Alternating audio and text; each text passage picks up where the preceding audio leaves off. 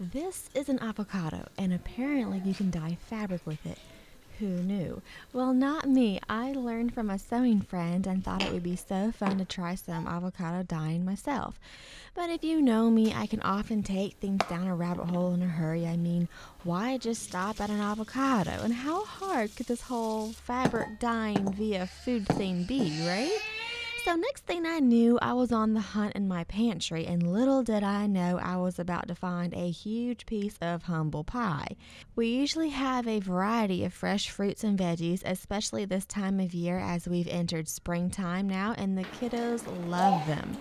For my first attempt, I collected some mango pits, which are only so easy to scrape clean. So then that left me with the brilliant idea to dehydrate them, thinking that that would allow the remaining flesh to dry up and kind of flake off, but it did not work out like that, okay? I told myself that it would be fine, and I put those suckers into a pot and queued the water and started boiling away anyways. I repeated the same thing for the avocado pits and the plum seeds, which I didn't have a ton of, but I figured that if I left some of the remaining plum flesh, that would help the situation. So the three of those got to boiling for about an hour, and I gained myself a helper. She is very cute, right? Oh, and I also bought a paella for this project, and they are not exactly my favorite fruit, but aren't they supposed to be full of They're seeds? supposed to have a lot more seeds than that. Don't they know I'm trying to dye a dress? That was the whole point of buying this thing. Oh well, so I boiled them, figured it couldn't hurt, but yeah, no noticeable color came off of them, so. But we were rocking and rolling at this point, or so I thought. Everything had been boiling for about an hour, and the colors were looking maybe, a little bit fair, but lovely. I was excited to put the strips of fabric into these pots and see the delicious colors that resulted. I removed the food components from the various pots and then started to soak the fabrics in these pots. I soaked them overnight except for the one with only the, 2 paella seeds. I just trashed that one.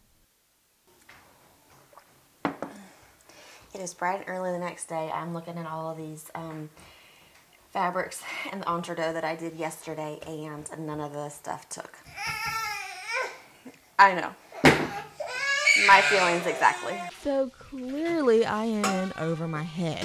I washed my previous attempts off. Like I said, I found myself a huge piece of humble pie and I needed me some help. I didn't want to scrap the project, but between juggling kiddos, house chores, the sewing business, I just needed to be told exactly what steps to take. So I turned to what else but the Google to tell me what to do, and I found this lovely book. At this point, it was just a matter of following directions, which I can do. I can follow directions, and then I'll have some delicious natural colors to turn into a one-of-a-kind heirloom dress, right?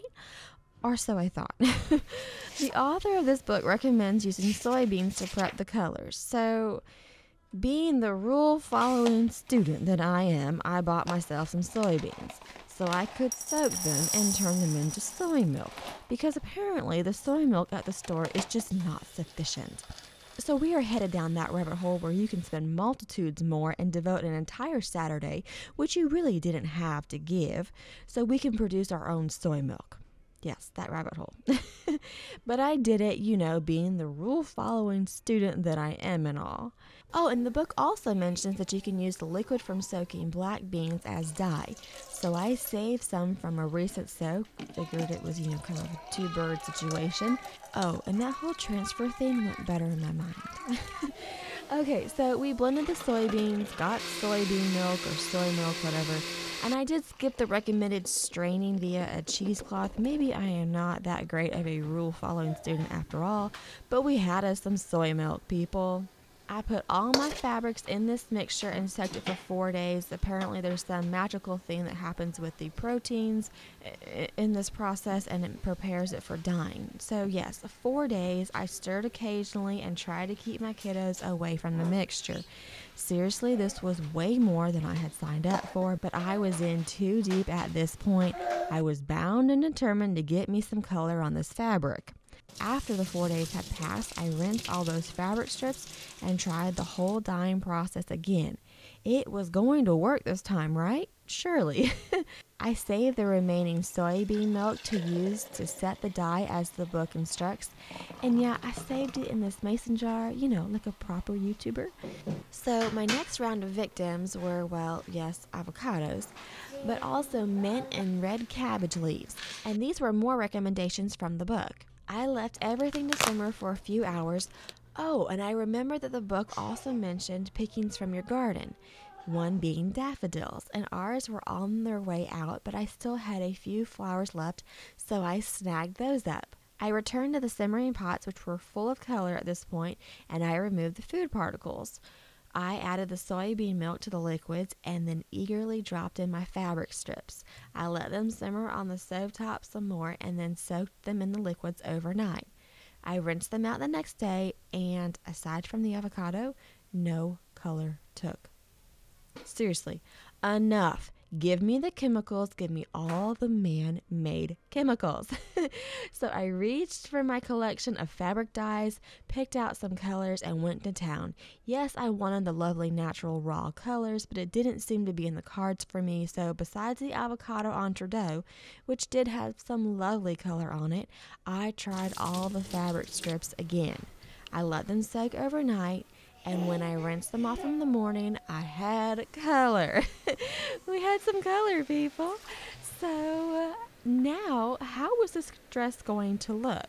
These weren't exactly the colors that I was thinking of after all. And how were they going to look next to the natural raw color of the entree given via those avocado pits? Well, there's only one way to find out. I needed to assemble the dress. So cue that montage.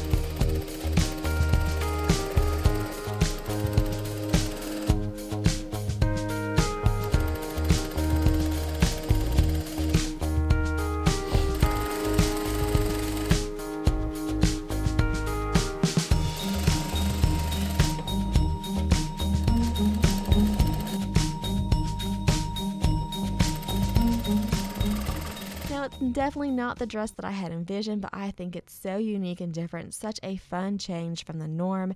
Check out this video where I recreated sleeves from Dior. Seriously, check it out. Sleeves from Dior. It's a fun video. Go click on it. Thanks for watching, guys.